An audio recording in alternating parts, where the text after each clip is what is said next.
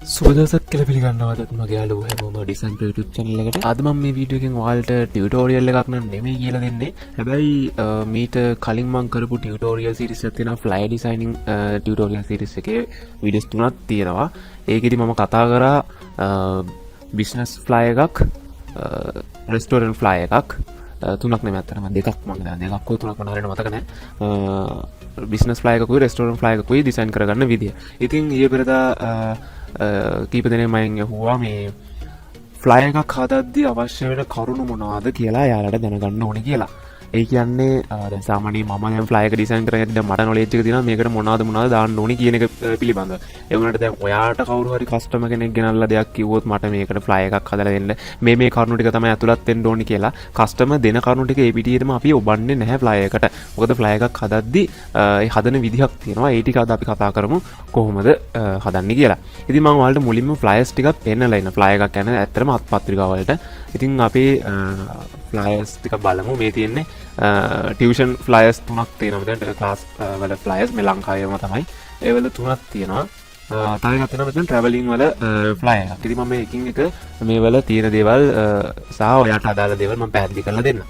ඉතින් මුලින්ම අපි සැලකිලිමත් වෙන්න ඕනේ මේ වලට ඇතුළත් විය යුතු කරුණු පිළිබඳව. ඒ කියන්නේ දැන් සාමාන්‍යයෙන් ගොඩක් වෙලාවට ෆ්ලයර් එකක් කියන්නේ ඇට්‍රැක්ටිව් වෙන්න ඕනේ. එතකොට ඇතුළත් විය යුතු කරුණු දැන් අපිට කස්ටමර් ගෙනල්ලා දුන්නා කියන්නකො එනේ ලොකු කොලයක් මොකක් හරි මේ ටික මේකට කොහොම හරි දාගන්න ඕනේ ලස්සනට ඕම කියලා. හැබැයි ෆ්ලයර් එක හදන්න ඕනේ සාමාන්‍යයෙන් නිකන් මේ ලියුම් කවර සයිස් එක ලෙටර් සයිස් එකට තමයි ලියුම් කවර නෙමෙයි ලියුමක සයිස් එක ලෙටර් සයිස් එකට තමයි හදන්නේ. ඒ කියන්නේ අඟල් 8යි අඟල් 11යි අතර වගේ ගාන තමයි හදන්නේ. ඉතින් එතකොට ඔය එන ලොකු මේකක් අපිට ඔබන්න බෑ ලස්සනට පින්තූර දාලා ඔක්කොම කරලා. ඉතින් ඔයා දැනගන්න ඕනේ එයා දෙන දේවල් ගානට හරියට සකස් කරලා ඒ කියන්නේ දැන් හිතන්නකො මෙහෙම දැන් මෙතන එයා මෙන්න මේ වගුව ගන්නකො මෙන්න මේ වගුව ගන්නකො මෙන්න මේක මෙන්න මේ වගුවේ දැන් එයා ගෙනල්ලා දෙනවා ඇති අපිට මෙන්න මේ 6 වසර සමුදා ඉඳන් මෙන්න මේ 7 වසර වගේ නිකන් හෙන්න දිගට ලියාගෙන එනවා. හැබැයි දැන් බලන්න මෙතන මේ හෙන පොඩි වගුවකට එයා අදාළ ටික ඔක්කොම දාලා තියෙනවා. මේ ෆ්ලයර්ස් මම හදපුවා නෙමේ. මේ වලට අදාළ එක්කෙනාට මේ හිමිකමක් තියෙනවා. මේවා මම Google එකෙන් ගත්ත ෆොටෝස්. එතකොට මෙන්න මේවා මේ එයා ගොඩක් දිගට ගෙනල්ලා දුන්න එකක් එයා ලස්සනට මේ පොඩි වගුවකට දාලා තියෙනවා. ඒ විදිහටම තමයි දැන් අකුරු ඇතුළත් කරද්දී හරිද අකුරු ඇතුළත් කරද්දී දැන් බලන්න මෙයා මේක හොඳට බැලුවොත් ඔයාලට පේනවා සමහර තැන්වල අකුරු ලොකුයි සමහර තැන්වල අකුරු පොඩි. දැන් බලන්න මෙතන අති විශිෂ්ටයන් කියන තැන මෙතන අති විශිෂ්ටයන් කියන තැන අති කියන එක ලොකුයි විශිෂ්ටයන් කියන එක පොඩි. ඒ කරලා දෙන්නේ පොඩ්ඩක් අර ක්‍රියේටිව් කරලා දෙන්නේ. හරිද දැන් මෙතන මේ මහනුවර ඉංග්‍රීසි පන්ති දැන් මෙතන මේ පේනවනේ ඒක පොඩි ක්‍රියේටිව් නෑ නිකන් එක දිගට මහනුවර ඉංග්‍රීසි පන්ති කියලා නිකන් මේ විදිහට ගහන්න නැතුව ඒක පොඩි නේ ටිකක් පොඩ්ඩක් ඒක ලස්සන කරලා ඒකට පොඩි ඉෆෙක්ට් එකක් වගේ නෑ දීලා පොඩි එකක් දීලා ලස්සනට හදලා තියෙනවා. එතකොට ප්‍රොමෝට් සූරිය බණ්ඩාර කියලා මෙතන ප්‍රොමෝට් කියන එක ලොකුවට ඒ කියන්නේ යා ප්‍රොමෝට් කියන නමින් වෙන්න ඇතිනේ. දැන් අපි ගත්තොත් මෙහෙම තිස්ස ජනනායක දැන් ලංකා ගොඩක් ප්‍රසිද්ධ සර්ලා තමයි තිස්ස ජනනායක අමිත් පුස්සැල්ල. දැන් එහෙම දැන් අපි තිස්ස ජනනායක සර්ට තිස්ස කිව්වොත් ගොඩක් අය දන්නවා. එතකොට ජනනායක කිව්වොත් ගොඩක් අය දන්නේ නැතුව යන්න පුළුවන්. ඒ වගේම තමයි අමිත් පුස්සැල්ල ෆිසික්ස් නේ. එතකොට අමිත් කිව්වට කවුරුත් දන්නේ නැහැ. අමිත් සර් කිව්වට කවුරුත් දන්නේ නැහැ. හැබැයි පුස්සැල්ල සර් කිව්වොත් ඕන කෙනෙක් දන්නවා. ඒ වගේ එයාව ගොඩක් අය හඳුන්වන නම තමයි ලොකුවට දාන්නේ. ඊ අනිත් නම පොඩියට දානවා. අමිත් පුස්සැල්ල ගහනවා නම් අමිත් කියලා පොඩියට ගහලා පුස්සැල්ල කියලා ලොකුවට දානවා. අන්න ඒ වගේ තමයි. ඒ ටියුෂන් වල. එතකොට දැන් මෙතනදී බැලුවොත් දැන් මෙතනදී අකුරු යොදවන ආකාරය. දැන් මේ හරස් අතර විතරක් නෙමෙයි කෙලින් අතරත් දාලා දෙනවා. මේ මෙතන දාලා තියෙනවා නිකන් වෝටර් මාක් එකක් වගේ උත් තියෙනවා. ඒ වගේ හරස් අතර විතරක්ම නෙමෙයි කෙලින් අතරත් අපිට අකුරු දාන්න පුළුවන්. හැබැයි ක්‍රියේටිව් වෙන්න ඕනේ. දැන් මෙතන දැන් 2022ට මුලින් ඉඳන් ආරම්භ වෙන. ඒක ඕන කෙනෙක්ට තේරෙනවා. 2022ට වෙන්න පුළුවන් මුලින් ඉඳන් ආරම්භ වෙන ඉකොනොමික්ස් ඒ විදිහට ගන්නත් පුළුවන්. ඒක නිකන් අර දෙපැත්ත කැපෙන විදිහට ඒක දාලා තියෙන මේ විදිහට තමයි ඒ ටික දාලා තියෙන්නේ. දැන් බලන්න දැන් එතකොට ඒ කියන්නේ අවශ්‍ය දේ අවශ්‍ය විදිහට කෙටියෙන් තියෙනවා.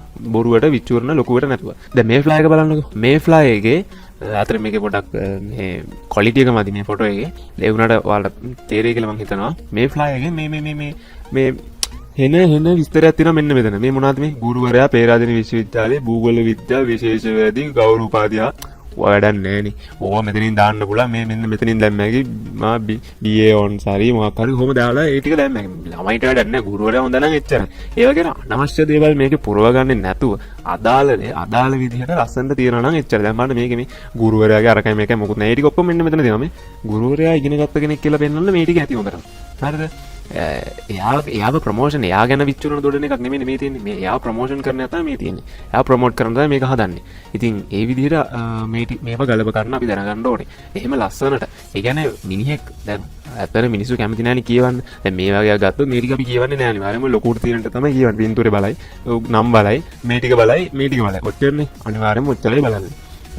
මේ ටික හම්බෙන් දැක්කොත් මේකත් දකි. ওই ටික තමයි දකින්නේ. සාමාන්‍යයෙන් අපි මේ පැත්තට නෙමෙයි දේවල් දාන්නේ. සාමාන්‍යයෙන් මේ දකුණු පැත්තට තමයි. මොකද මිනිහාගේ ඇහැ වැඩිපුරම යන්නේ දකුණු පැත්තට.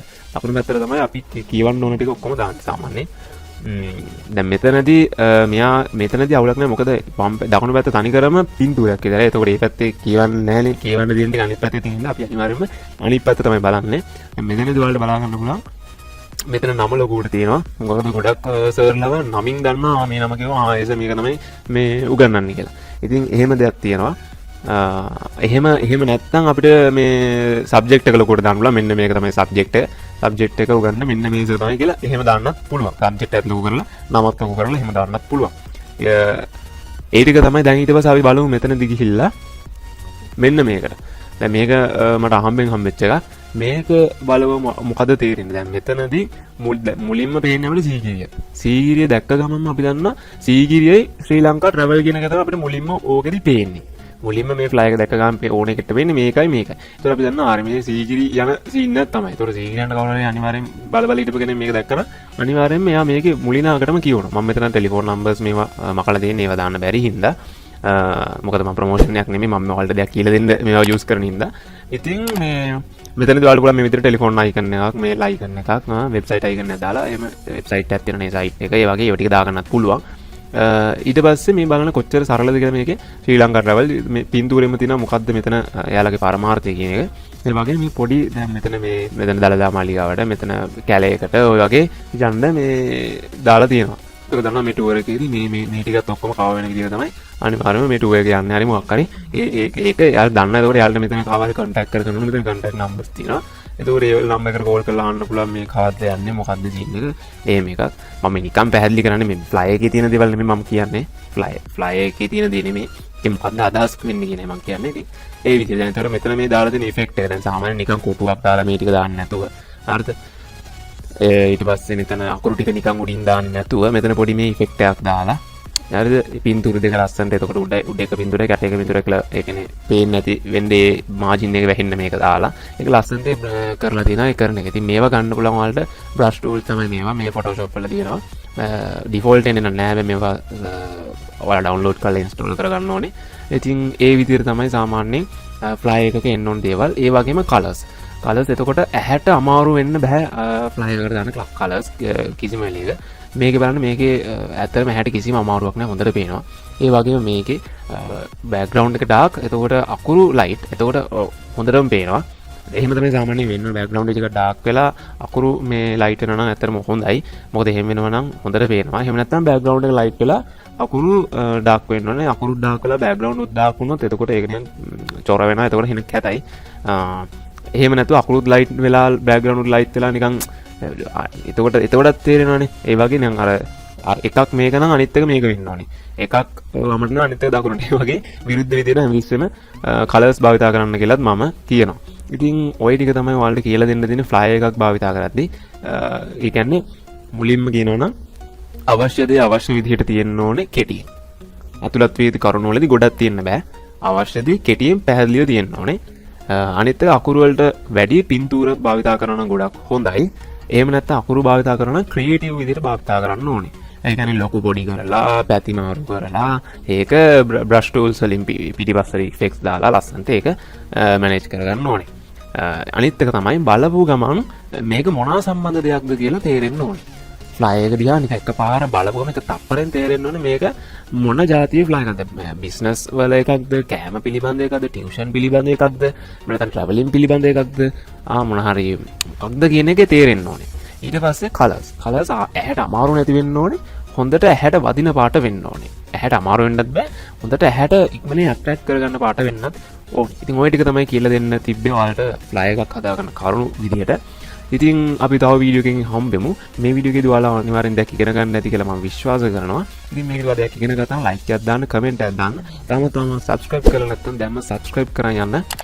මාත් එක්ක දිගටම ඉන්න. තවත් ඉන්ටරෙස්ටිං වීඩියෝ එකකින් හම්බෙමු.